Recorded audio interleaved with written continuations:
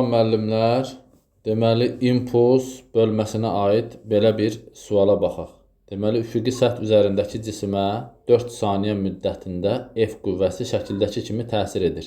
Cisimə təsir edən qüvvə impulsu 32 Newton vur saniyə olduğuna görə F qüvvəsinin neçə Newton olduğunu hesablayın. Deməli, burada biz qüvvəni proyeksiyalara ayırmalıyıq. Deməli, Y və X. Deməli, biz bilirik ki, bucağın qarşısındakı katetə, bucağın qarşısındakı katet sinusdur. Bu olacaq F vur sinus 37. Bu eləcək F vur kosinus 37. Deməli, kosinus 37-də bizə verib 0,8. Olacaq 0,8 F. Bu da eləcək 0,6 F. Aha, biz bilirik ki, cismin hərəkət istiqamətində olan qüvvəni biz götürməliyik. Biz də bilirik ki, deməli, qüvvə impulsu F delta T bərabərdir. Deməli, F delta T bizdən soruşur. F delta T, bu da bərabərdir. F'imiz var 0,8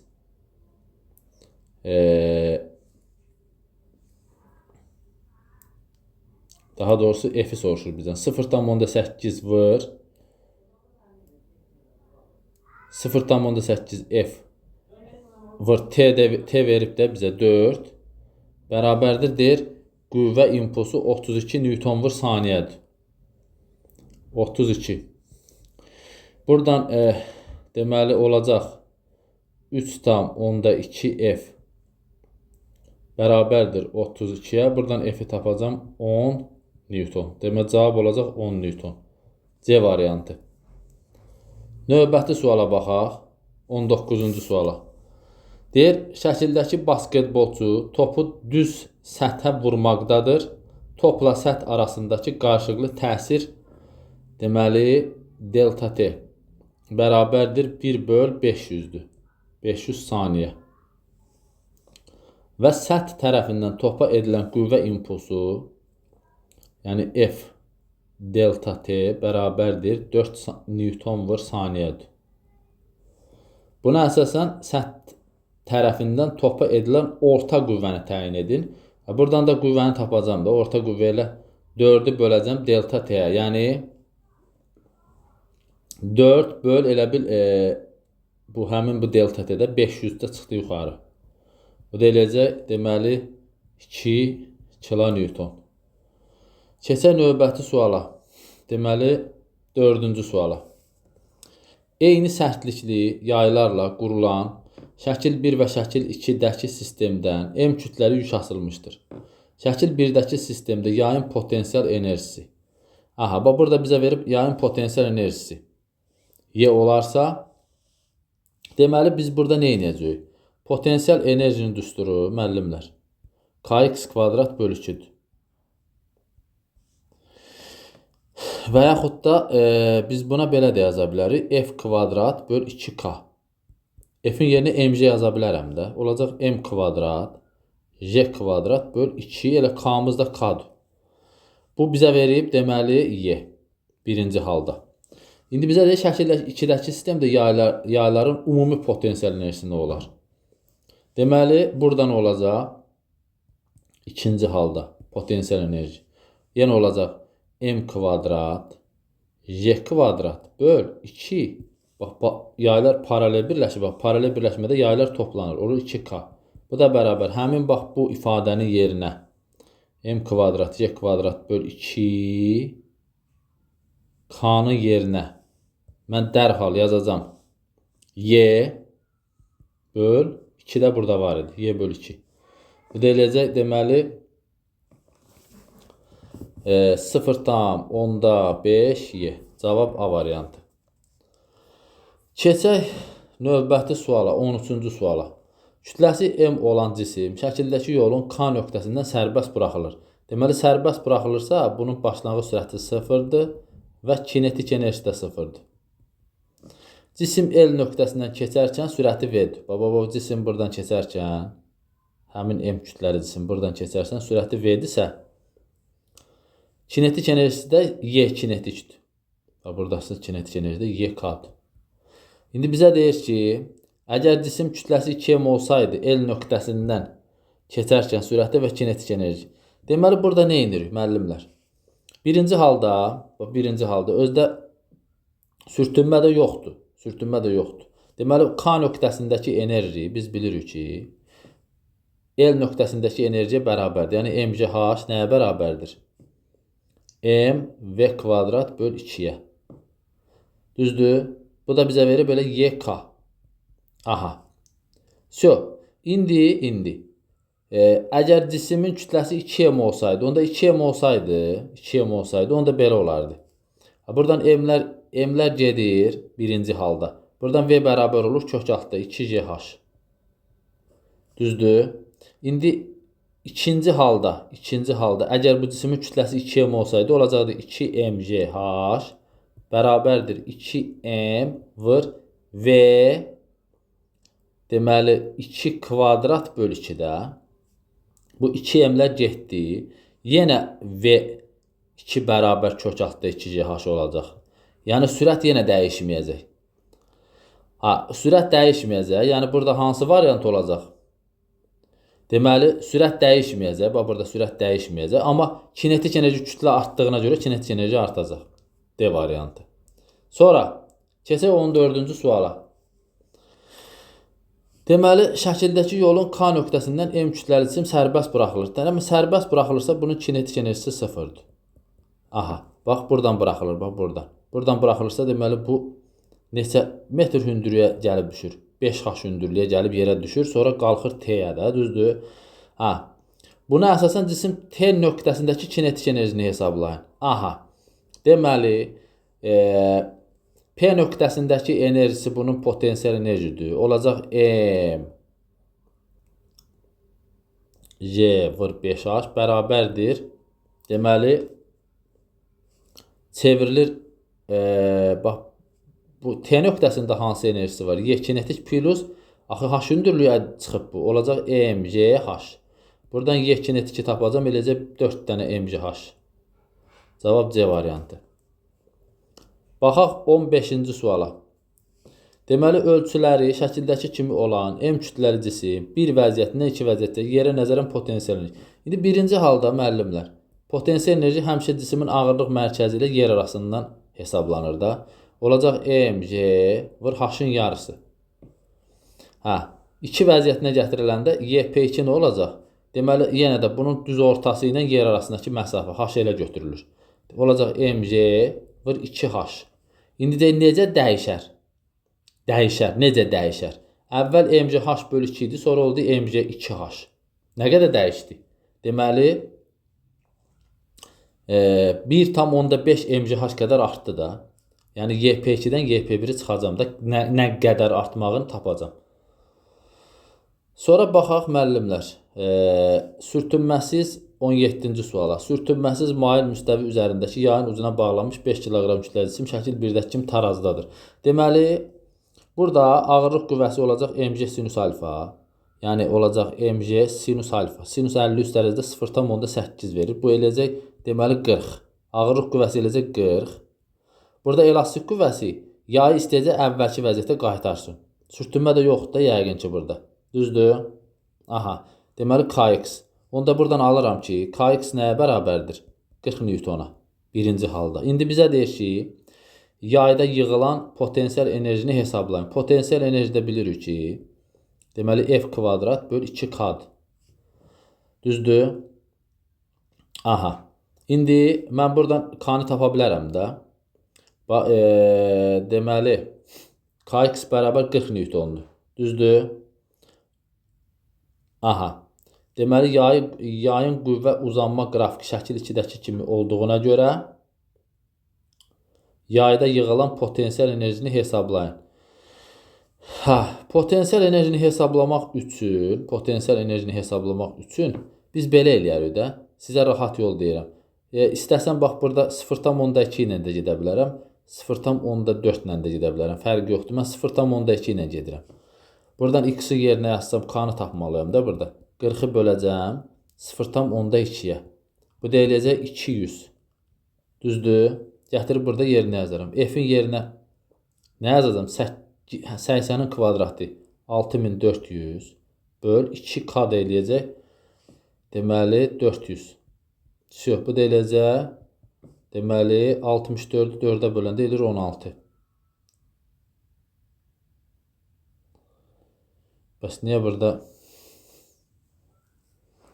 16 verilmir? Bir də baxaq məsələyə. Görək burada bizdən nəyə soruşur. Deməli, sürtünməsiz mail müstəvi üzərindəki yayın ucuna bağlanmış 5 kiloqram kütləli cisim şəkil 1-dəki kimi tarazıdadır.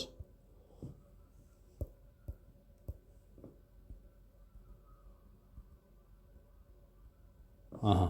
Bax, burada müəllimlər. Bax, bunu aşağı dartan mc sinus alfadır. Bayaq dedim sizə. mc sinus 53 dərəcə 0,8-dir. Beləcə 40 Newton. Bunu deməli yayın ucuna bağlı 5 tarazıdadır. Tarazıdadırsa yayıq qüvvə uzanma qrafiki şəkil, uzanma qrafiki verilib şəkildə. Aha. Burada Kx qüvvəsi də budur da, F elastiklik qüvvəsi. F elastiklik qüvvəsi 40 Newtondur da burada. Heç fikir vermirəm mən buna. F elastiklik qüvvəsi 40 Newtondur. F elastiklik qüvvəsi 40 Newtondursa, indi mən burada fikir verim, bax. Deməli, belə çıxır ki, müəllimlər, 0,1-də deməli 40 olub, 0,2-də 80 olub. Yox, indi baxaq görə buradan sərtliyi tapaq. Sərtlik dəyişmir axı. Sərtlik dəyişmir. K-nı tapaq. K bərabər F böl X. F böl X. 400 eləyir də bu, düzdür? 400 eləyir. Buradan da Kx bərabərdir 400. Onda mən X-i tapa bilərəm də. Kx bərabər 40. X bərabər 40 böl 400. Bu da eləyəcək 0,1. Aha, 0,1 imiş də bu X.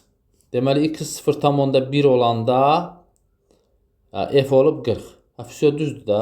Bizə X 0,1 lazım, müəllimlər. 0,1 lazımdır. 0,1-ə uyğunda deməli, elastik qüvvəsi 40-dır. Füsiyo. Deməli, yayda yığılan potensial enerji nə olacaq? Potensial enerjinin düsturu olacaq Fx böl 2-də. Bu da eləcək 40 var 0,1 böl 2. Bu da eləcək 2. Cavab A variantı. Qəşəng maraqlı sual idi. İndi keçək buna 18-ci suala. Deməli, sabit sürətlə hərəkət edən X və Y cisimləri şəkildəki koordinatlarından eyni anda keçərək O nöqtəsində görüşür. Burada görüşürlər. Cisimə kinetik. Dəyərli müəllimlər. Burada görüşürlərsə, deməli belə eləyək də. Bunların impulsları bərabər olmalıdır. Yəni, çünki əvvəlki impuls sabit sürətlə hərəkət edən X və Y cisimləri sabit sürətlə hərəkət edirsə, deməli, eyni anda, bax, görsən, eyni anda söhbəti deyir burada. Aha, bax. Biz belə yaza bilərik. V bərabər S böl T. Düzdür. Zaman eynidir. V ilə S düz mütənasibdir. Deməli, V ilə S düz mütənasibdirsə, bax, buradan bura 2S-dirsə, buradan bura 3S-dirsə, deməli, belə çıxır ki, bunun sürəti 2V-dir, bunun sürəti 3V-dir. Onda kinetik enerjinin düsturu nədir? Birinci Y üçün yazıram. Y nəyə bərabər? mv kvadrat bölü 2. M var. 2V-nin kvadrat 4V kvadrat bölü 2. Bu eləcək 2mv kvadrat. Yx da olacaq. Üzr istəyirəm. Bu X-un kinetik enerjisidir. M var V kvadrat bölü 2. İndi Y-i tapıram. Y üçün nə olacaq? 2m var. Y-in sürəti 3v-dir. Kvadratı 9v kvadrat bölü 2. Bu da eləyəcək 9mv kvadrat. Aha. Bizdən də soruşur. Y-in x-i olan nisbəti. Bu da eləyəcək 4,5. Keçək növbəti suala. Üçüncü suala. Kütlələri 2m və m olan K və L cisimləri şəkildəki yüksəkliklərdən sərbəst buraxılır. Sərbəst buraxılırsa bunların kinetik enerjisi sıfırdır. Buraxılan an. Hansılar doğrudur? Biz doğru deyəndə burada verilməyib düzdür. İndi biz özümüzdən ifadələr deyək. Məsələn, yerə dəyili andakı kinetik enerji eynidir. Yerə dəyən anda kinetik enerji eyni ola bilməz. Bax, K-nın sürəti nə olacaq? Kök altda 2GH. 2G, H-ı H-dür. Deməli, L-in sürəti isə olacaq. Kök altda 2G vır 2H. Yəni, buna mən V desəm, bu olacaq kök altda 2V. Yəni, K-nın L-in sürəti K-nın sürətindən böyükdür.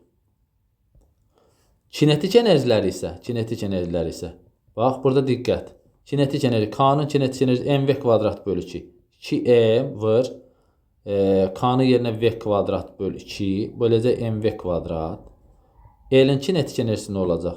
L-in kütləsi m-dür. Sürəti də kök altda 2v-nin kvadratı eləcək 2v kvadrat bölü 2. Bu da eləcək mv kvadrat. Bunların kinetik enerjiləri eynidir. YKL bərabər YKM. YKK. Belə demək olar. Sonra keçək bu bursi suala. Dördüncü suala. Bu axırıncı sualdır. Deməli, K nöqtəsindən sərbəst buraxılan cisim L nöqtəsindən keçərsən kinetik enerjisi 2Y. Aha, bax, buradan sərbəst buraxılırsa, bunun bax sərbəst buraxılan anda kinetik enerji sıfırdır. Bizə deyir ki, L nöqtəsindən keçərsən kinetiki 2Y olub. Buradan keçərsən kinetik enerjisi 2Y olub. Potensial enerjisi olub. Deməli, 5 dənə Y. H1 böl H2-ni tapın. Dəyərli müəllimlər, deməli, kinetik enerji K nöqtəsində sıfırdırsa, potensial enerji nə olacaq? Olacaq mgh-da, yəni mg, H1 üstəgəl H2-də. Düzdür? H1 üstəgəl H2. Bu elə tam enerji deməkdir. Elə bu özü tam enerjiyə bərabərdir. Çünki tam enerji kinetiklə potensialdır, kinetik sıfırdır. İndi bilirik ki, tam enerji hər yerdə eynidir. Elə deyil. Tam enerji hər yerdə eynidirsə, onda buradakı tam enerji nədir? 7 dənə Y. Bax, yazıram burada. Deməli, K nöqtəsindəki tam enerji nədir? K nöqtəsindəki tam enerji. K nöqtəsindəki tam enerji olacaq mg H1 üstəgəl H2. Bunu burada saxlayıram. İndi baxaq. Bəs L nöqtəsindəki potensial enerji nədir? Bax, L nöqtəsindəki potensial enerji olacaq mg H2. Bu da bizə verib 5 dənə Y. İndi bax, bu bərabərdir. Yazacağım. Bax, bu bərabərdir. Kinetiklə potensialın cəmi də 7 dənə Y. Aha. İndi burada da müəllimlər. Burada da. Bax, bu yeni tapsam, yeni tapsam eləcək Y bərabərdir. mg H2 böl 5. Gətirib burada yerinə yaza bilərəm. Olacaq mg H1 üstəgəl H2 bərabərdir 7 dənə mg H2 böl 5 gəldi bura. mg ilə mg getdi burada. Olacaq nə? Deməli, 5 dənə H1 üstəgəl 5 dənə H2 bərabərdir 7 dənə H2. Deməli, buradan alıram ki, 5 dənə H1 nəyə bərabərdir? 2 dənə H2-yə. Və bizdən də soruşur, H1 böl H2 nisbətini tapın. H1 böl H2 nisbəti olacaq. Deməli, 2-nin 5-i olan nisbəti. Aydındır. Cavab A variantı. Diqqətinizə görə sağ olun. İnşallah gələn sınavlarda görüşənə dək çalışaq ki, deməli videoları bəyənək və paylaşaq. Sağ olun.